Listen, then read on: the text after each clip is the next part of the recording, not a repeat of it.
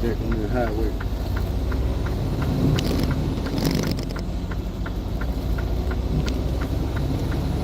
Y'all come on in, man.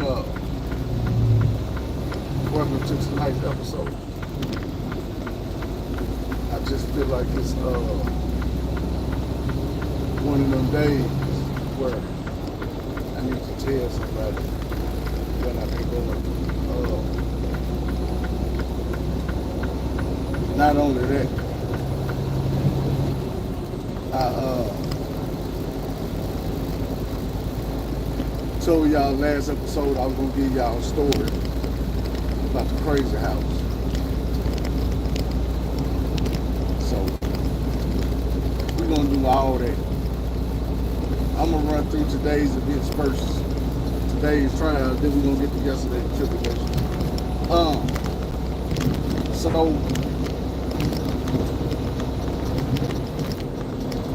let's see where I need to start at. Well, let's go start out last night.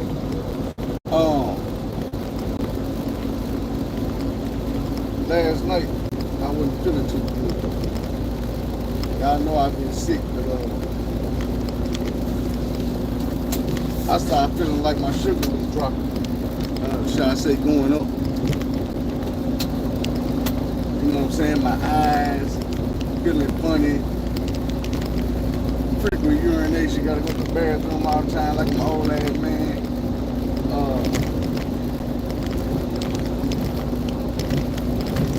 Toothaches and shit. Just little shit to let you know, man, your body ain't right. You know when you ain't feeling right. You ain't feeling yourself. So I had consciously made my mind up that the next thing I ate was gonna be a salad. I wasn't fit to drink no coffee, and I wasn't fit to be drinking no soda. I wasn't fit to some water, which I already had the water and shit. But I got the water, man. I picked my load up, pulled over at this truck stop to use the bathroom, and I had grabbed me like a V8 Splash, mango, Bentley or something like that. I'm like, yeah, okay, V8, get it poppin'. The shit had carrots in it.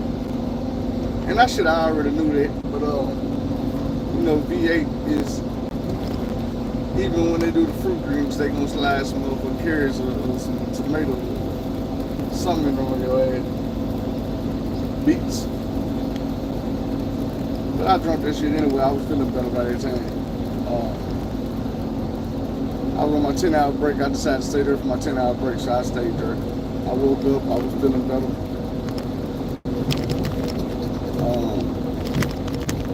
Got me a burger.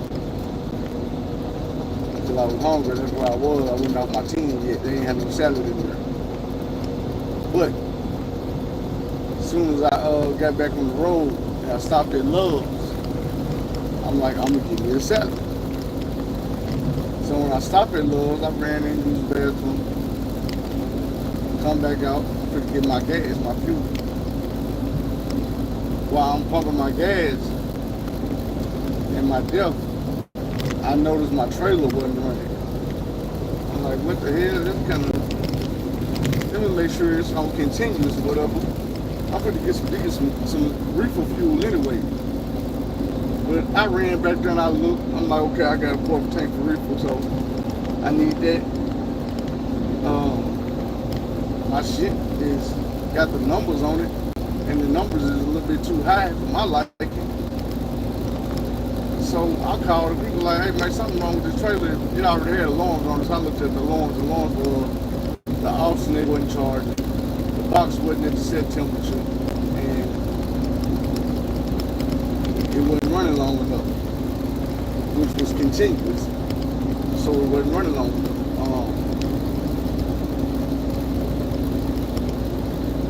They get to calling back, like trying to figure out what we're gonna do, because this load, first of all,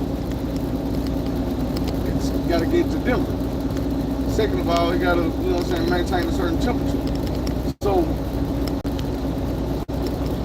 buddy called me and he like, hey man, here go this number to Keith. Keith wants you to please call him. like, alright. So I called Keith. My throat still sore a little bit. So I ain't even got the, you know what I'm saying, I can't throw my voice to say the shit he said. I don't remember all of it. But that nigga talked to me like I was a little old bitch. As soon as he answered the phone, he like, Philip, I'm like, yes sir. Motherfucker, you that cost me so much.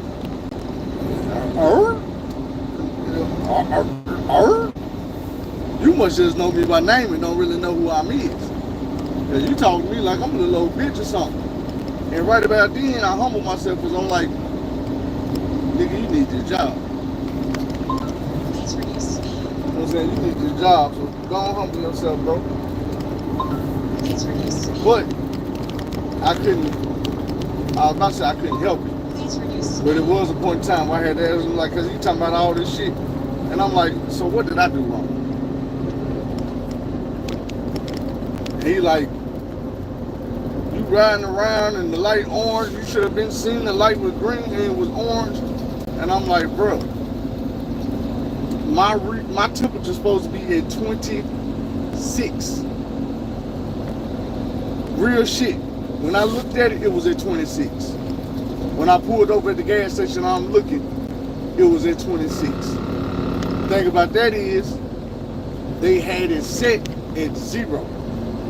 So I'm thinking I'm 26 degrees lighter than I should be, warmer. I'm really right on the dot. He was like, yeah, how you let it get to 37? He thinking it's, you know what I'm saying, it's supposed to be a 0 and it said 37, which is a big difference.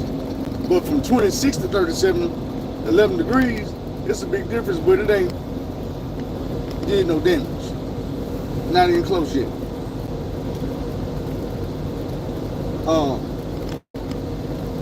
So this ain't really important, so I'm gonna skip over a lot of these details. The trailer I got don't belong to my company, and I usually have a trailer that belongs to my company. So after dude get through talking bad to me, he like, man, dude finna call you to own the trailer. I'm like, alright then. I'm gonna just take that one on the chin. Alright. So dude called me like, yeah, man, we gonna find you somebody to work on carrier trailers. Cause I would usually have a Thermo King. So I'm like, bet. So he called me back, he sent me an address, he like, go here. Dude gonna wait on you, call him and give me your ETA. So I called a dude, I give him the ETA, estimated time of arrival. He like, bet, I see you in a little while, 42 minutes. I head that way. I get a call back from the dude on the trailer, he like, hey, scratch that. Go here. These folks work on carrier trailers and they're a little bit closer. I put the address in, he's like, what's your new ETA? I said, 19 minutes. He said, okay, bet. 5 minutes. I'm like, okay, bet. I pull up. I wait, dude about 45 minutes late. But he finally pull up, bald head, white dude, tattoos and shit.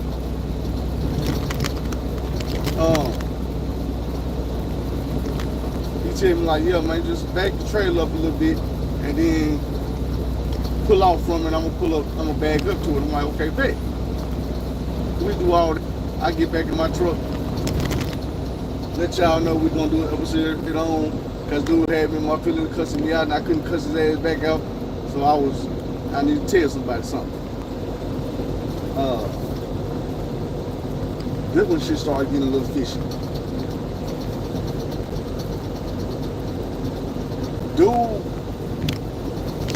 that sent me out here to get his trailer worked on and called dude to come out there and work on the trailer has been in contact with both of us this whole time. That's what he's supposed to do. My boy get to fixing on the trailer, get everything close to being done. He sent this man a EFS number. And like, man, call when you have any problems. So far, they're still up to par. Dude come to me, he like, yeah, man, I'm about to approve this check and everything, run this here. About 5 minutes, I'm gonna pull off, man. You can bag up, you be good. I'm like, okay, bet. 20 minutes go by. Dude ain't pulled off yet. 30 minutes go by. This man ain't pulled off yet. 45 minutes go by. This man knocking on my door like, hey, bro, what's up with old boy, man, that sent me this number for this check? I'm like, what do you mean? He like, who is dude? What's up with it? He ain't answering the phone. I'm like, man, I don't know who that is. This is his trailer. I don't work for him. He's not a part of my company. It's just who trailer I ended up grabbing last night when they sent me to Denver. They had my shit in his trailer. I'm just grabbing the trailer they told me to grab, and it's faulty. So they got worked on it. He like, well, let me keep calling dude, so I'm gonna skip some more details. Me and him both calling dude. I had to call my job. It's nighttime, so of course everybody gone. I'm working with the dispatcher on the night shift. Old boy finally bust down and tell me, he's like, hey man, this was gonna happen. I can't stay here all night with you, waiting to get paid.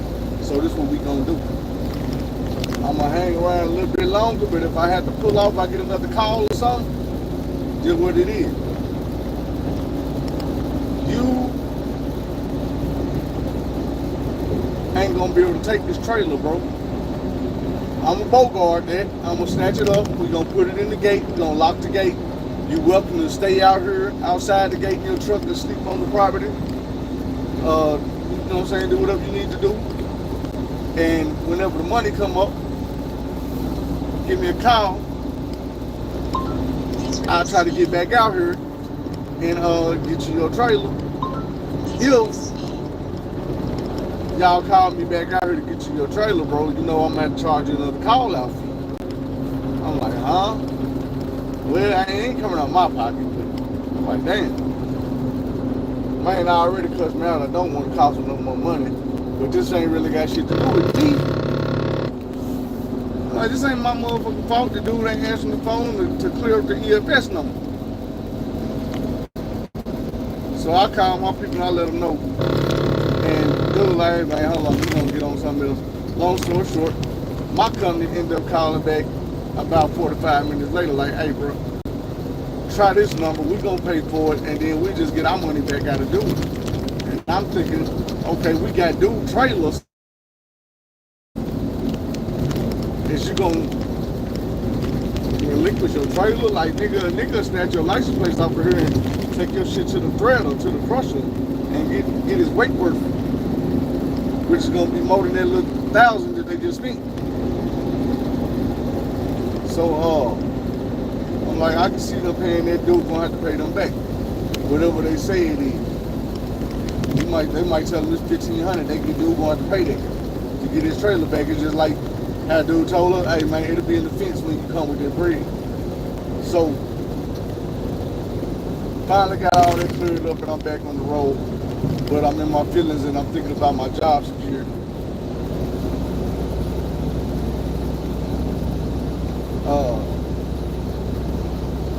Let's see this thing. You say what made me quit smoking? My job security, my livelihood.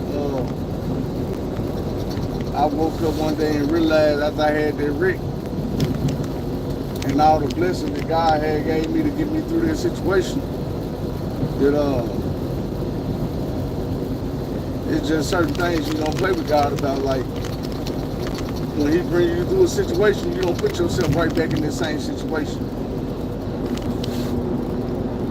Like, I could have lost my life that day and it didn't have nothing to do with the smoking. Because I wasn't smoking when I had the wreck. Not at that exact moment. I wasn't under the influence. Right then when I had the wreck, I was too close to my pickup with my delivery. And I had to work, it was my last stop. I had to work with about 5 or 6 dudes on that stop. The farmers that own the farm that I was delivering to. So I don't go up in there eyes low.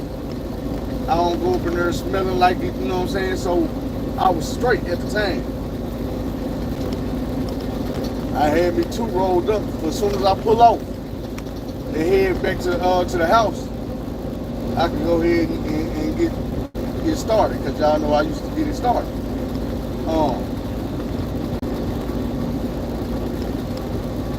So it didn't have nothing to do with the wreck, but sitting up in the hospital, God blessed me again and got me up out of there before they could drug test me.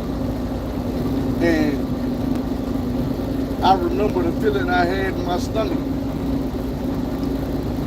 when the folks told me I was fired, and they weren't talking to me about no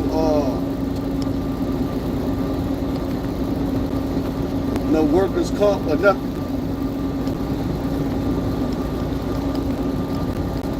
It was just, all right, we'll holler at you.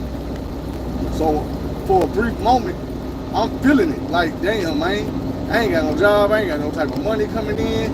My leg broke. I can't work. I can't hustle. I can't nothing. Like, I felt like a bird with two broke wings. It's like there's nothing I can do. And then God blessed me one more time. He gave me the man to dial the Google accident lawyer and pick up and dial the first number that popped up. And dude took my case, and he told me what I didn't realize. That Arkansas, a job in Arkansas, if you get injured, they have to pay. That's the law. They have to pay you. And it don't matter that my job was hiring me out of Illinois. I was working out of Arkansas, going up to Illinois sometimes just Missouri and coming back. But I got hired living in Arkansas. The dude who did my road test and trained me and everything came to Arkansas. There was a truck driver came down here, and they had him do it. He hopped in the truck with me. I did my shit, and then he was like, "Yeah, that's your truck, bro. I'm gonna come back next week, and we gonna do your route. I'm gonna ride with you while you do the route. Or you gonna ride with me, and either way it go, we do it together." I don't know who did the route. We both had to do the work. I don't remember who was driving. Matter of fact, I drove my truck, he drove his truck. I followed him on the route.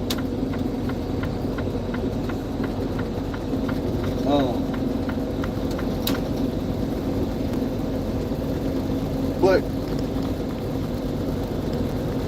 through that whole journey,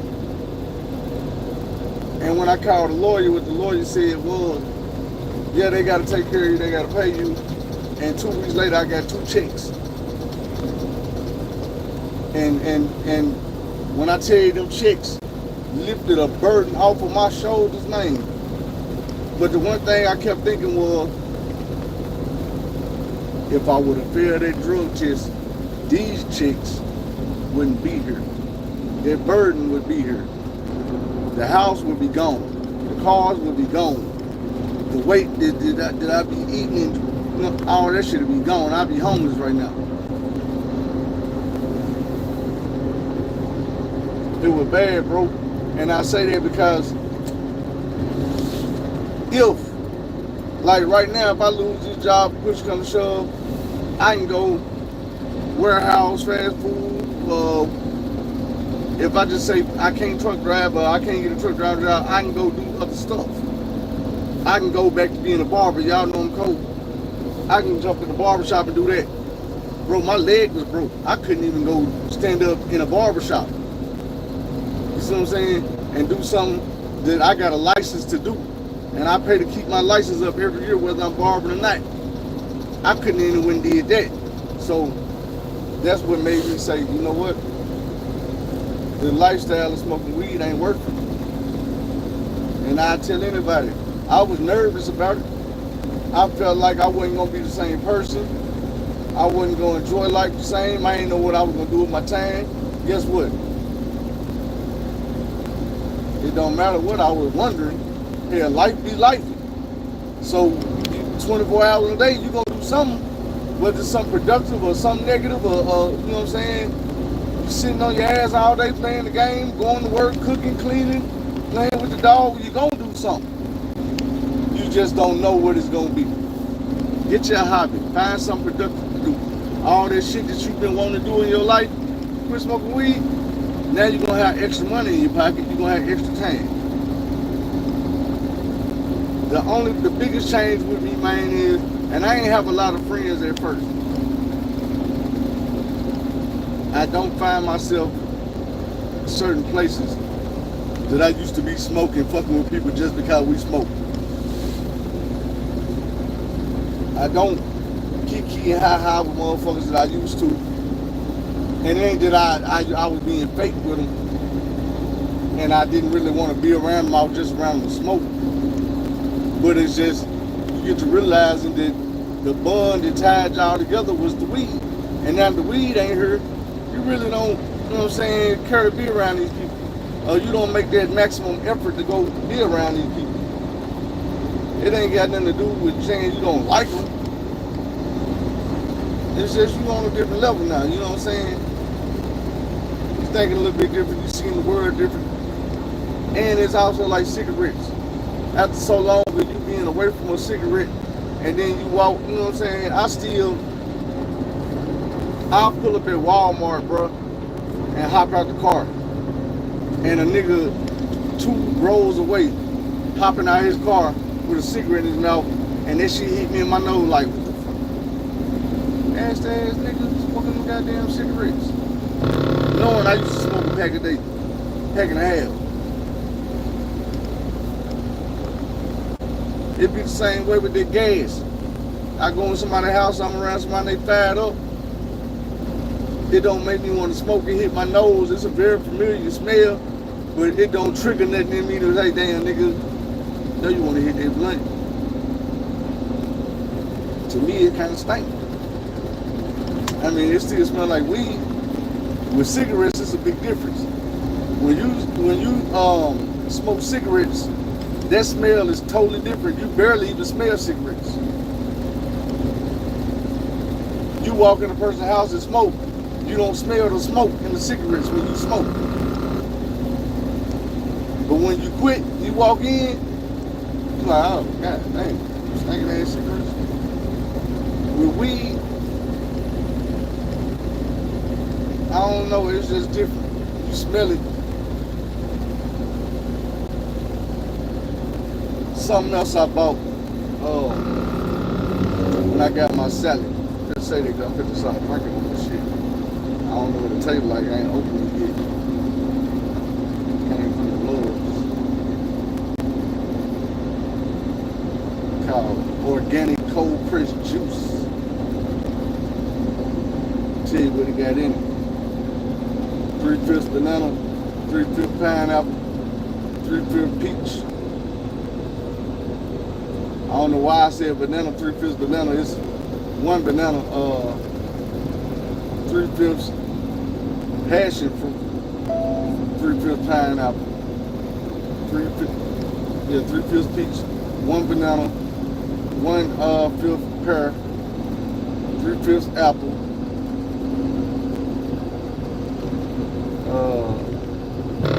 what is it? Please don't be avocado.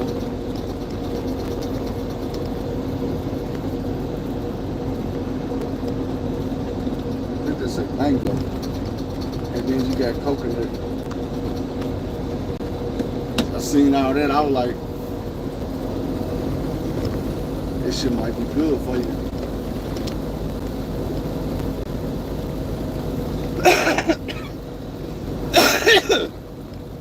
Excuse me. Still got to blend this shit before.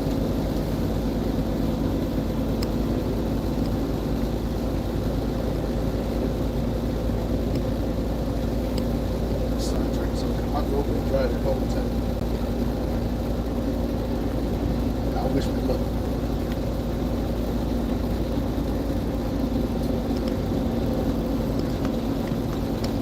It ain't that bad. I can actually taste all that shit I just got to back. And all I do is wet the tip of my tongue.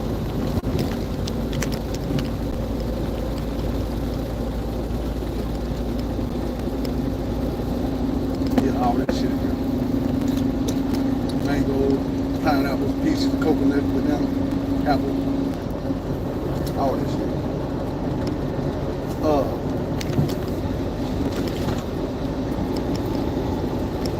Y'all already talked about the crazy house shit. I try to keep it as real as I can. When I came home from prison, I remember very distinctly. I started out on MySpace. When I was in prison, I used to listen to the radio. I used to write down everybody in MySpace. Like, yeah, I'm gonna link with these people when I come home. When I did, I often wonder why I stopped.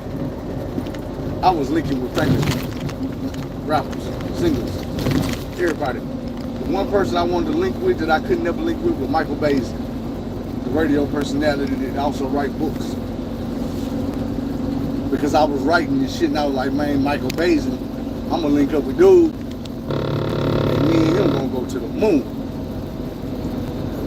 I never got linked up with him.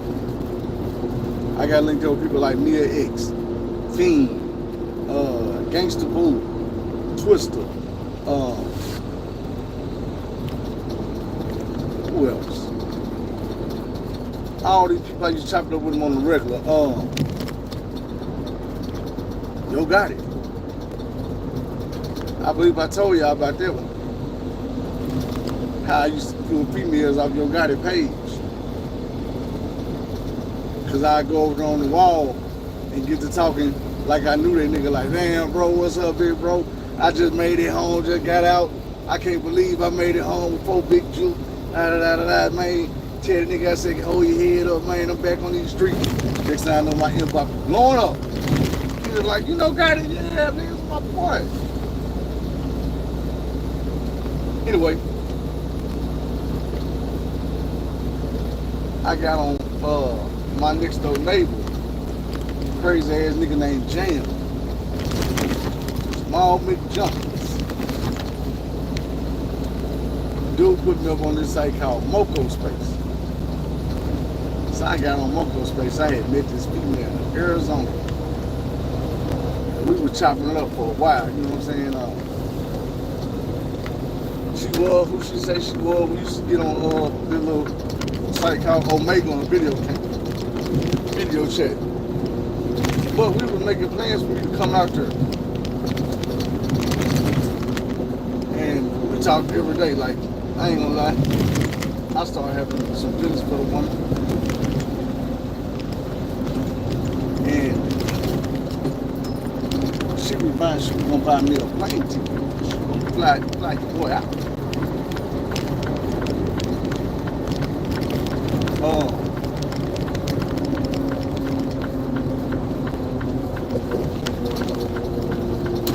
So something happened in the day before I was supposed to fly out there, everything fell through. I went into a deep depression. And at the time, I didn't understand what depression was, but it happened so fast, like my heart just sunk to my feet. And I didn't know what to do. I didn't know how to feel. I was confused. I just didn't feel good about myself. And the thing about it was, I'm like, hold on, Phil, you a player now. You don't feel like this by no female, my nigga. But I did. And I didn't know how to take it, so I felt like, nigga, you got to be crazy. You got to be out your rabbit ass mind. Nigga, I'm just snap back, you know what I'm saying? Smack yourself. Snap back. Then I went snapping back. Something went right. So I went to my mama and I told my mama, I'm like, Mama, I could have been crying or anything, I honestly don't remember. But I know I went to my mama and I told my mama, I need to go crazy out. I feel right. Like, I feel bad to the point where I don't know if I'm gonna hurt myself or whatever it is. I just know that I need to go to the crazy house. And my mom was like, is you serious? And I'm like, yeah, I'm serious. Me being fresh out of prison, not being out of prison for a whole 6 months yet. My mama is looking at me like, I don't understand what's going on with you, but if you say this is what you need, then I'm going to take you to the crazy house. Because I don't want you to actually lose your mind. I don't want you to hurt yourself. I don't want you to hurt nobody else. And I don't know how you're going to respond, how you're going to react. You've been in prison all these years. I don't know what they done to you. So, we get in the car. We head to Little Rock and we go to the crazy house. And we walk up to the thing and it's this fat-ass woman at the window, I remember. And she like, what y'all need? I'm like, I need to admit myself. She like, you need to what? I'm like, I need to admit myself. She was like, for what? I'm like, God, something ain't right.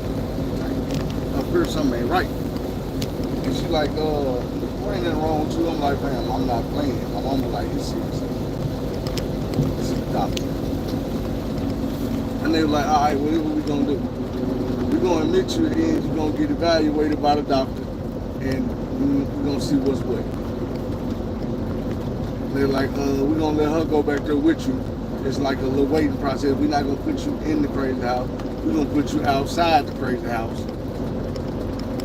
Man, I tell you, it was like they got all these beds out here, and some of these people is out here just as them.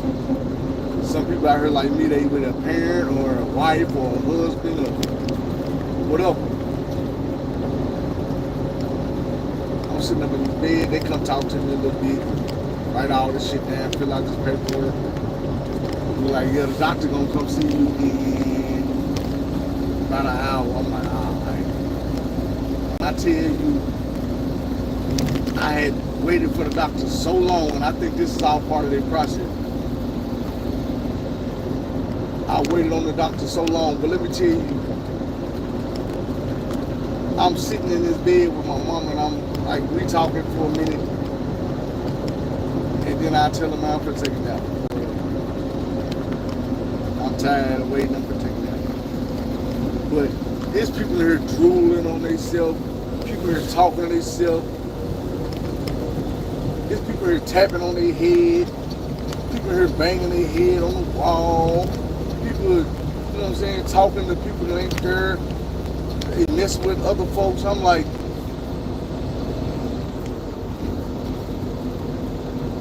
you know what? Mom, I'm not crazy. These motherfuckers crazy. And she was like, say that again. I said, I'm not crazy.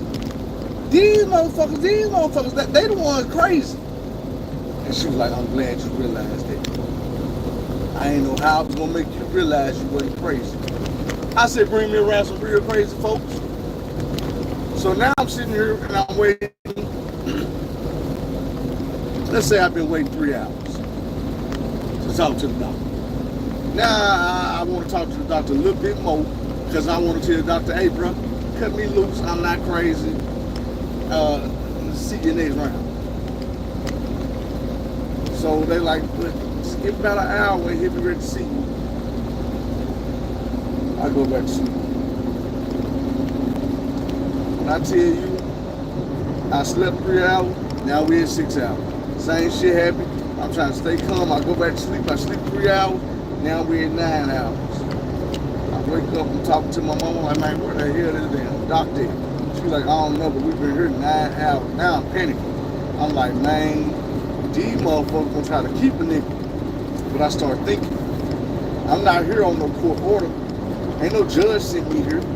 I ain't did nothing crazy to where I've been committed. I admitted myself. I go to sleep. Before I went to sleep, I told my mama, I said, Mama, I'm gonna sleep about an hour. I'm gonna wake up, I'm gonna wig out on these folks. They don't let me up out of here, bring that damn doctor. And I tell you, I woke up exactly 60 minutes later. Where the motherfucking doctor at? I'm yelling, I'm screaming, I'm cussing. Here come all the nurses. Is you okay? You okay? I'm like, hell no. I said, man, let me up out this motherfucker. They're like, well, we can't let you out. I'm like, you just got me fucked up.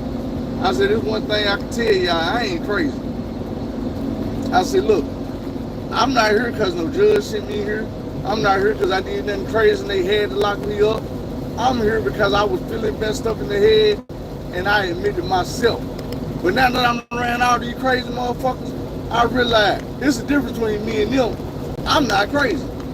I say, and me letting you know I'm not crazy, let me tell you this.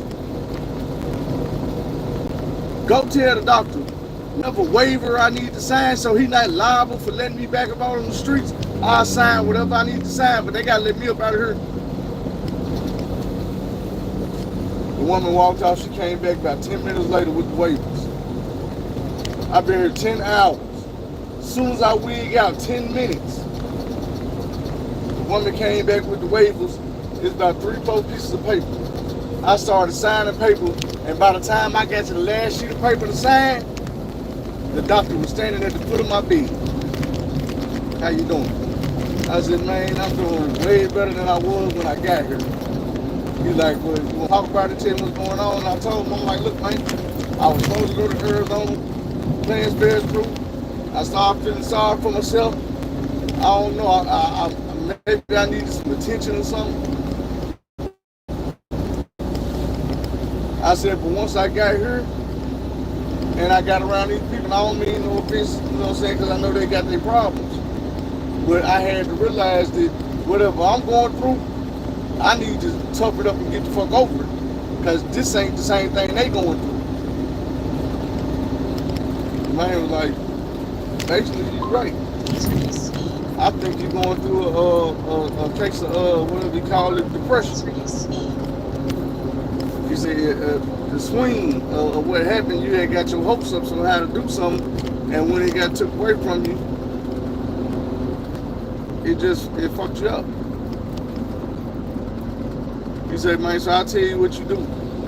If you got somewhere else you can go, like a change of scenery, you was fit to go on that little vacation.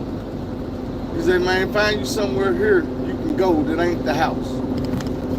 Somewhere you can go for a few days just to change the scenery, and it might lighten your mood. Put you in a different, you know what I'm saying, headspace. We called my cousin up in the country.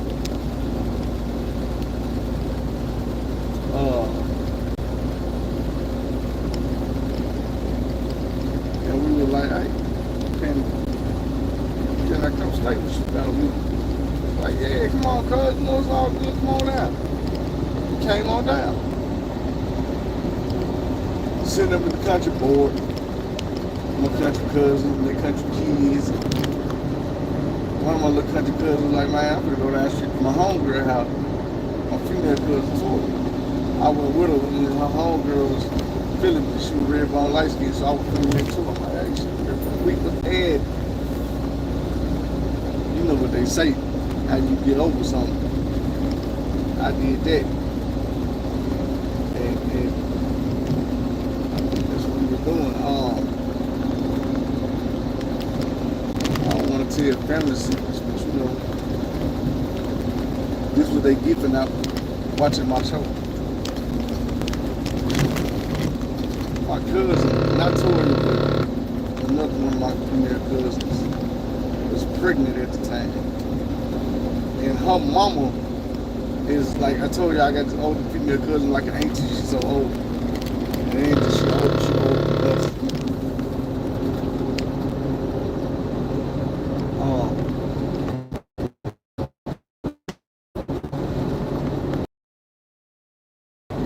We was at her house, and the other cousin was pregnant. And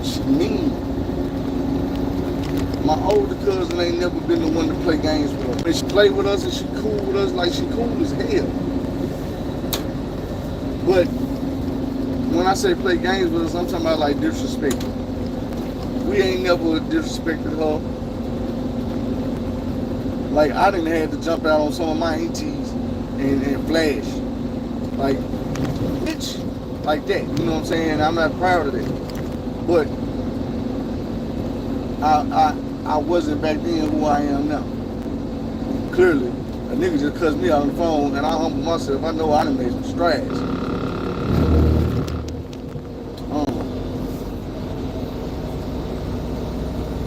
So she down here cussing at my cousin, blowing up on her, the pregnant person. Telling she'll whoop her ass, and I'm like, hold on, nigga. You know who house you in? Like, nigga, you know who you talking to? She didn't give a damn. So this motherfucker mean as a rattlesnake.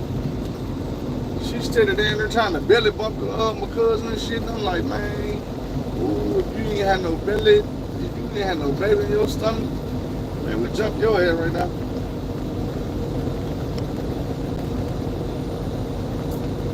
I help because you pissing me off. What's up, my boy? I'm like, I help because you pissing me off. She throwing a tantrum. She throwing shit, cussing motherfuckers out, threatening to put her foot all over the motherfucker ass. And in the midst of all this, I don't know how she called my auntie, which is my cousin's mama. But my auntie pull up. I heard in the driveway. I come flying out there. I was like, what's up, auntie, such and such? She's like, don't auntie such and such be what y'all doing to my baby and her. I'm like, man, ain't nobody doing shit to your baby. Your baby and they're doing everything to everybody else. She weak. Y'all better leave her the fuck alone. And I'm like, hold on, auntie. Whose side is you on? I'm on her side. For real? I just told these motherfuckers in here wigging out, throwing shit at us, talking about who ass she been to whooping all this. Ain't nobody put her hand on her. Ain't nobody threw nothing at her, broke nothing around her. It's her breaking up her mama's shit and throwing her mama's shit and pushing her mama and calling her all kind of. I don't give a fuck what she did. I'm on her. I digress. I throw my hands up. I'm telling you. Y'all on the bullshit. I ain't with the bullshit.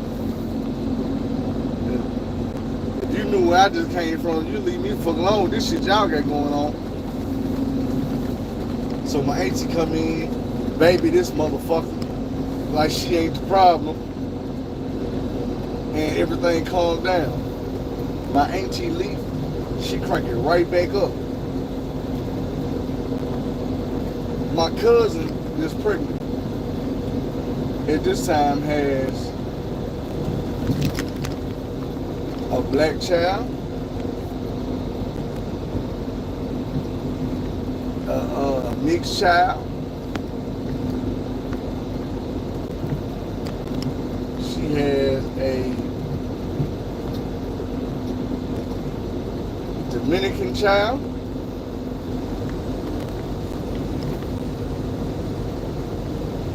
All these kids is mixed, except the black one.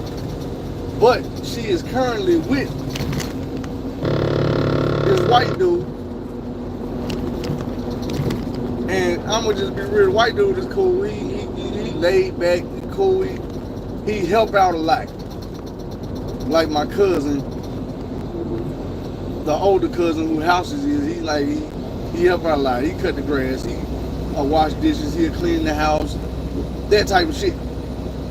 He do the man shit around her. And this ain't his woman house, this is his woman mama house. So he got all the respect in the world. He take care of his kids, even though they're not all his.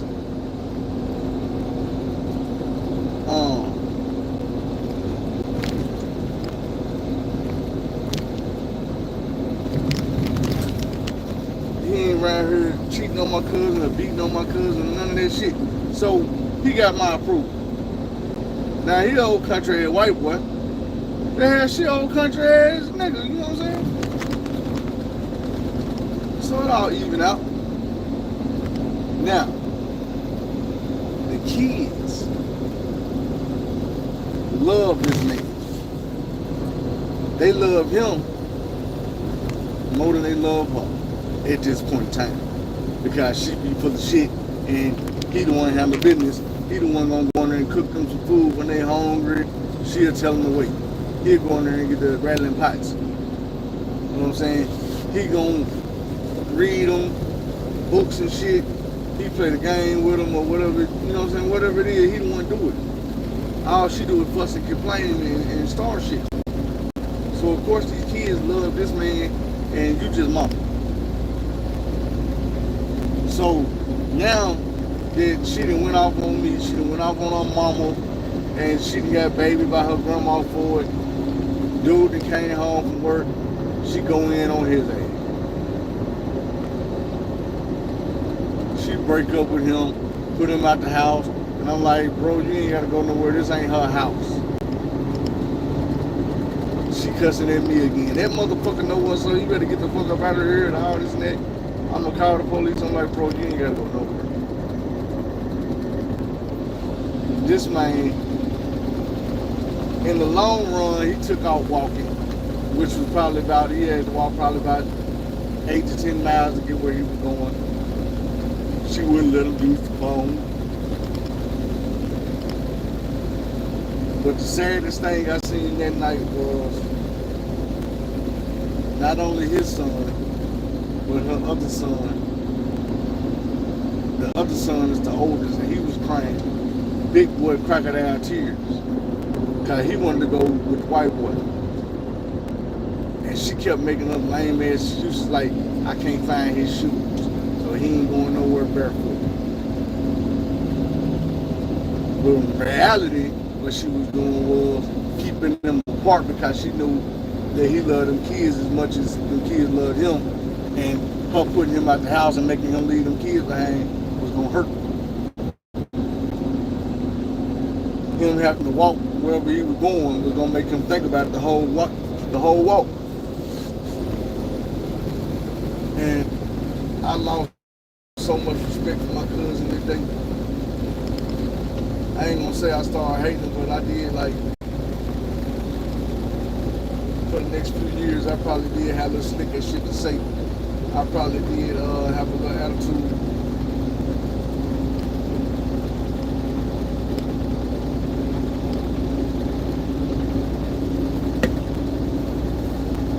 About that bullshit. God, I hate to see a motherfucker do somebody wrong. And what she did to do was wrong. She started that fight, put that man out somebody else's house, made him walk, kept the kids away from him. And it's just because that's the type of motherfucker she is. She been mean like that shit. She was little. Please reduce speed. And I don't like that shit. Please reduce. I don't give a damn if you're a female or a male. I don't like that bully shit. They're picking on folks. They're fucking with folks. And I don't know if it's because of the shit I had to go through when I was a child or what, but I don't like it.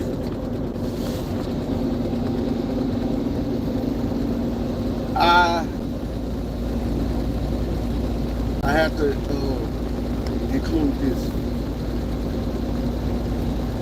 My cousin, me and one of them, this is one of my male cousins, because that weekend just happened to be the 4th of July.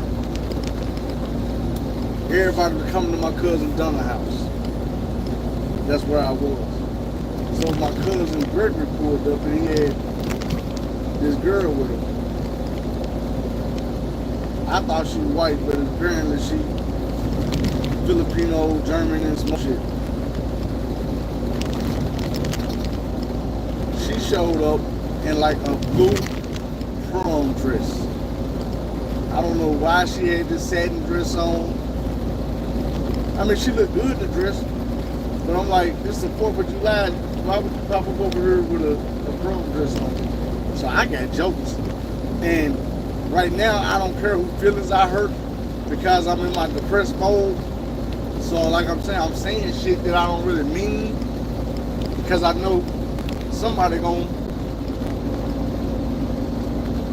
I don't know. I think I'm trying to piss him off because like you was the only person around that I could actually get into it with and we could fight or whatever. I wasn't gonna fight none of these girls. The white dude was too cool and laid back. Plus, he was way younger than me. He was older. So when he walk in, and then she come in and when he introducing her, the first thing I say to this woman is, "Damn, what's happening? You need a pimp?" Because of the way she was dressed, and she wasn't dressed like a hoe. Like I said, she was getting ready to go to like a prom or something. So I'm like, "Man, what's up? You need a pimp?" And she was like, "What?" We got to chopping it up. She brought me out of my depression. I don't know how me and this dude, woman, they married with kids now. Me and his woman end up in a room by ourselves. We chopping it up. And I'm looking at her, and the things that's coming out of her mouth don't seem right. We get to talking about music.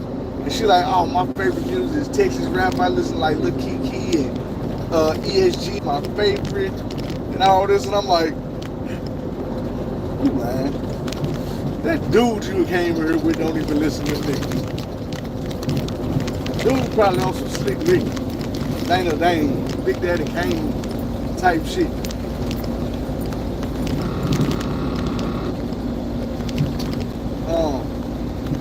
But she was like, "Nah, this is my shit, all this and that." And she talking about, and we just bonded. We've been cool ever since, to the point that now,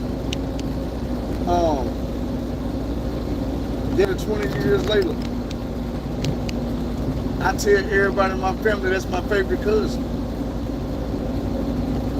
Like, I know I grew up with y'all, and I'm supposed to love y'all and fuck with y'all to the end of the earth, but this my nigga right here. And she not even a nigga, but she get me. Ever since then, since then she became real religious. But she's still cool as hell. Even when I was in my thuggish ways, doing my thuggish days, she didn't judge me. She, had every right to not even ever want to fuck with me because of the way I came to her when I first met her. Very sideways. And we still talk about this. And then I tell her, "You know what? But you're still my favorite cousin, and I love you."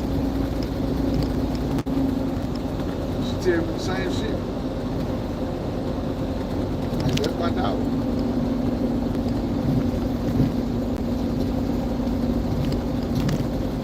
So, me and her talking, man, that's when I finally came up out of my depression. That go round.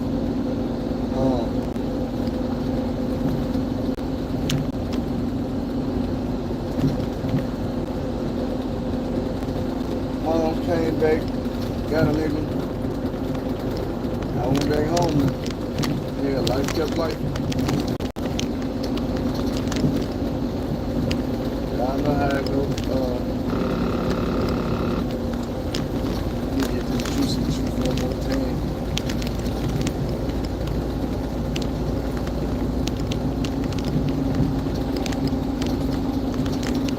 Big too. I drink it again.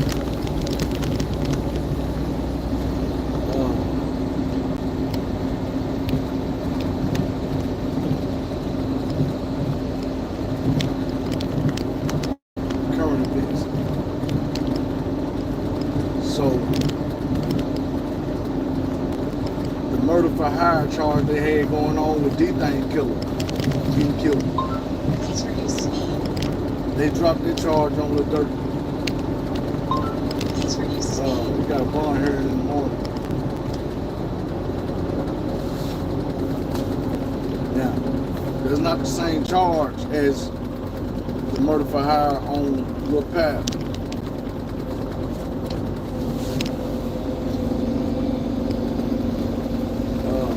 Let's see. It'd be a young boy at a party. I seen the video. and they were showing a nigga in the pharmacy. I don't know if it was him. I think it was. The nigga walked like him. Kind of looked like a head from the back. And they showed the part where he was going back out the door, and a hole in the door, he had busted the door. And the door was closed. So fucking his ass up. Hands came down and shit.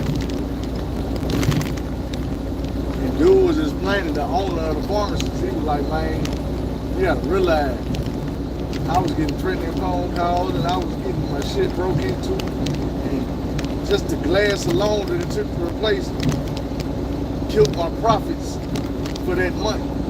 Would you believe the day that they locked up that rapper boy is the same day that I stopped receiving them phone calls? I stopped getting my shop broke into. It ain't happened since then, not one time. I said, man, y'all boy were really out here dope fiend. Please reduce speed. That man was out here dope fiend out breaking these folks' buildings and shit.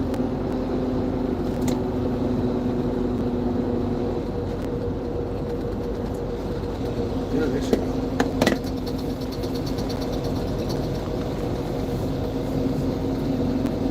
Remy.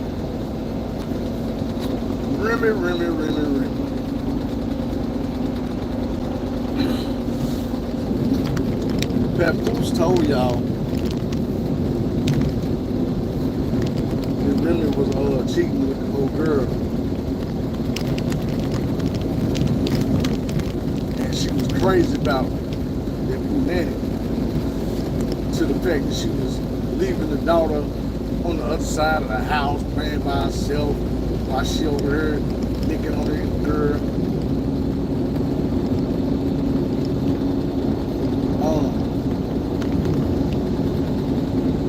Papoose told y'all that this girl was crazy about this nanny to the point where he come home and kiss the baby in the bed with them while they licking on each other. So I'm like, dang, for real. Kind of remind me of back when they were saying that Remy Martin and Nicki Minaj used to mess around. Please reduce speed. The girl that showed sound just like Nicki to me. Looked like Nicki, just a little bit heavier, and you know what I'm saying? Could have been wrong. Could have been just the New York bag ass shit they were.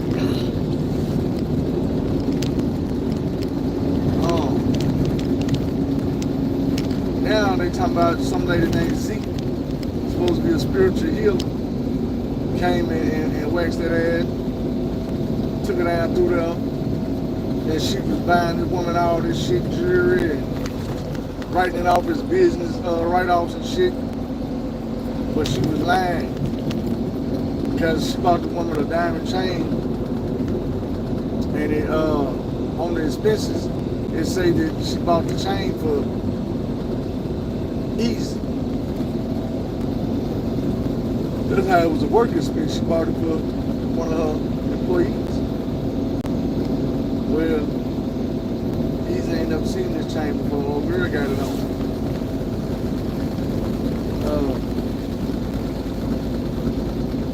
She didn't send this pay for this woman to go on vacation, and she's flying everywhere she goes. They got call laws and all this shit. And it's like, it's a few celebrities over there mess with.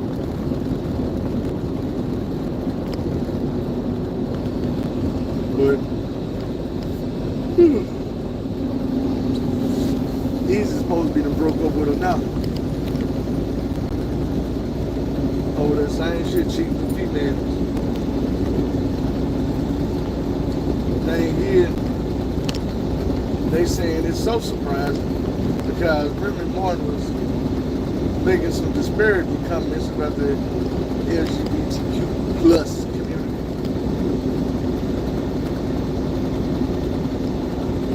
I don't know. If you ask starting this Please reduce speed. a damn world-class crash out.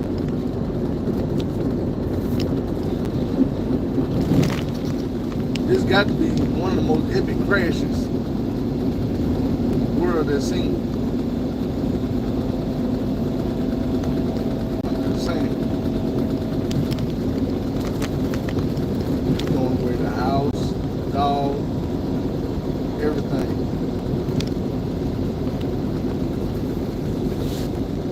Meanwhile, talk this shit about Pappy and all you want to. The thing about it is, this man got with a younger woman, a stronger woman, a richer woman, a less touched woman. I ain't saying she a virgin, but I am saying that she got where she at today by not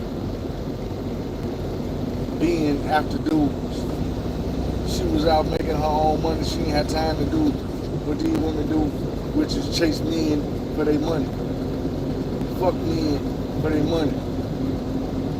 Run their body count up because the dude got some bread, whether they get the bread or not.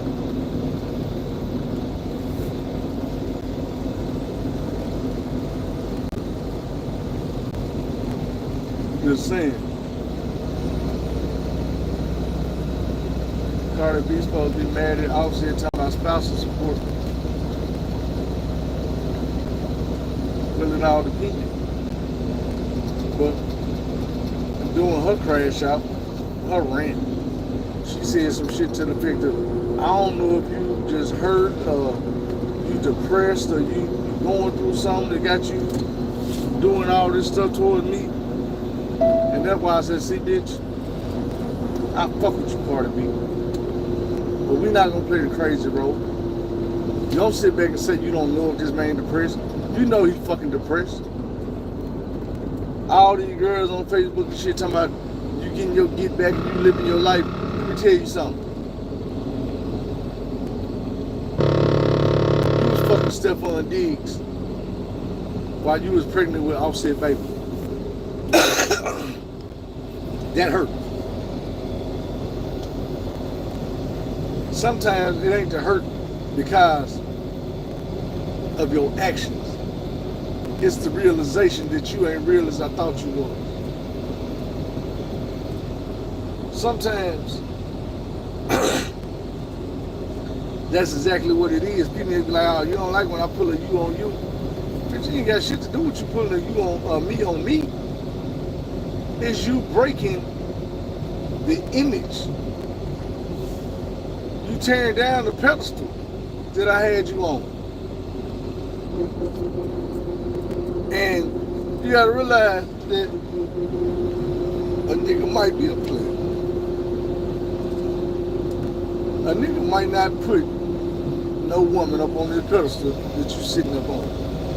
So when you come down up off of it, yeah, it hurts. It hurt.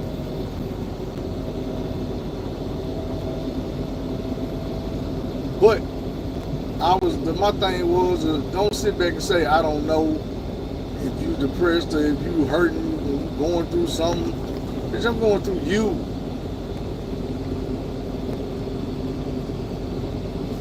You out here, just the worst part about it. You didn't leave me and go get with some square ass nigga who not gonna cheat on you and he ain't gonna be Offset 0.2, 2.0. You went and got a nigga worse than me. You went and got him with a man that was in an open relationship. To this day. Like, I don't know about today, but I know a couple weeks ago was the last time I did it. But I Googled Stephon Diggs' girlfriend. It wasn't Cardi B. It popped up who his girlfriend was, and she's an actress. They in an open relationship. So at the end of the day, even Google know this is his woman. You a bitch, he fucking. You just another nigga baby mama. And that's what I been trying to tell these women, like, man, be a wife, stay a wife. Because once you become just a baby mama, the world gonna treat you like a baby mama. You gonna get a baby mama level of respect. Wife get a different type of respect. You know how many niggas look at Cardi B and like, man, damn, that's my nigga. I'll say wife, I ain't even gonna do it. Not Stephon Diggs. He like, shit, if the bitch fucking, she fucking. But I'm gonna let sat on the pussy in here. She trying to give it to me. Give a damn because it's that man's wife. You see what I'm saying? And now let me show y'all something. I'm gonna show y'all something. Look at the difference between Cardi B cheating on Offset with Stephon Diggs and leaving to be in a relationship with him, and how the women in the world treat her, and Remy Martin cheating on Papoose with Easy the Block Captain and eventually leaving Papoose to be with Easy. And look how they treat her. Can you see the difference?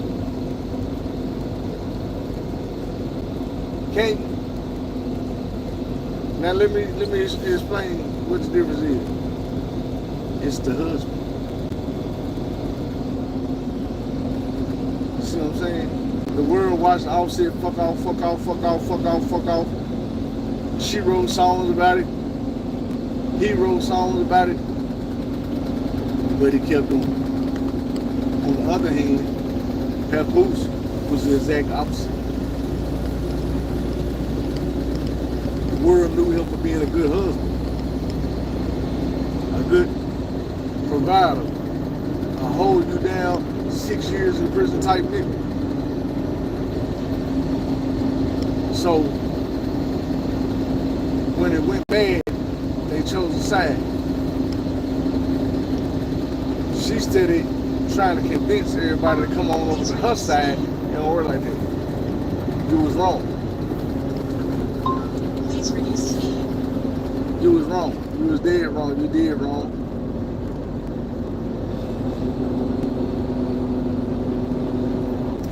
And it ain't nothing you can say to clean it up. You can't come back and say, oh, well, he cheated on me. Look, he with her.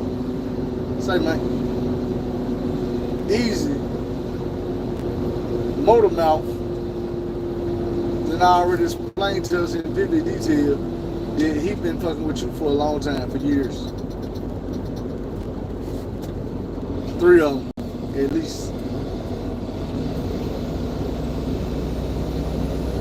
He's a pillow talking ass nigga. He tells some shit about his relationship business that nobody needs to know. I'm just saying.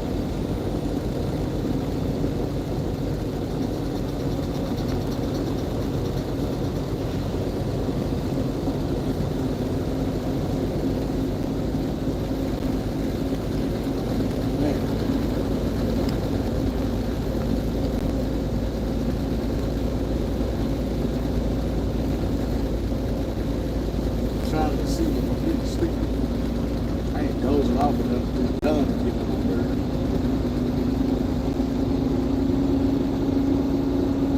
And I'm also trying to think, trying to wrap my brain, see if there's anything else I need to talk about right now. I ain't really keeping up with the Diddy trial in live time. Day by day, every time something happens. Because everybody not like me. Most people, when you click on that shit, is bullshit. They gonna give you a good title to catch your attention. I don't blame them. But it's gonna be a lie. Outright bold-faced lie. They're not gonna be talking about the shit that's in the title. The shit that's in the title ain't never happened. But their views run up 13, 14, 100,000 every time a video drop, because a lot of people in the world don't give a damn if you burn them. They just like to be nosy and they want to excite you. I could easily think of some slick ass shit to put on my titles. Make everybody want to check in. But I know people I fuck with is real people. And I know y'all smarter than the fucking with a nigga that is everyday false advertising, so I don't do that bullshit. I can't stand when it happened to me, so I don't want to do it to the next person. It's the reason why, like I say, I don't be keeping up with shit, because a lot of shit be bullshit. When I see the same thing on 10, 11 different videos, then I'm gonna start buying and start checking them out, see what they talking about.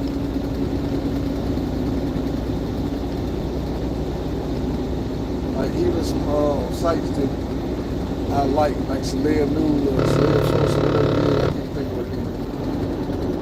Dude done got to the point where every day his thumbnails and the title of his videos is a damn lie. Now he'll have some good information, but he's gonna sauce it up so good that you're gonna stop and read this shit or listen to this shit, and you ain't gonna never get what you bargained for because you're throwing bullshit out there on nigga. There.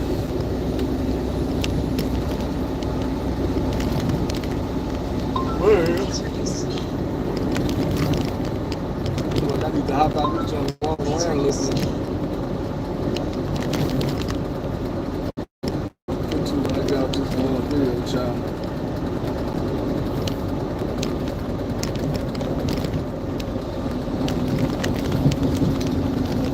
Take a nap, because I ain't got like 4 hours and 40 minutes I can drive. I gotta get all of that time my way, so I gotta drive that much time.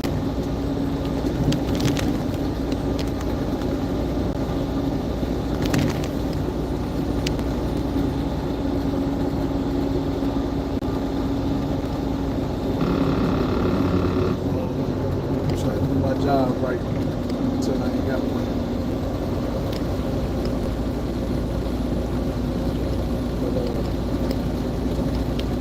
Anything y'all need to hear about, need to talk about, questions you got, opinions you want. I say this at the end of every video, nobody ever had any fucking.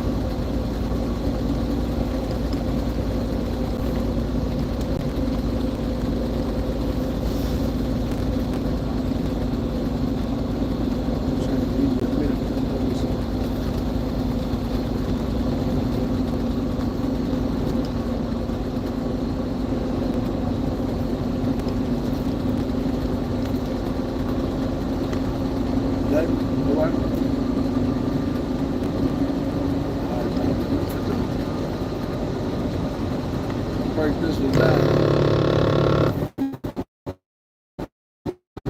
Break, take the long road instead of the wrong road.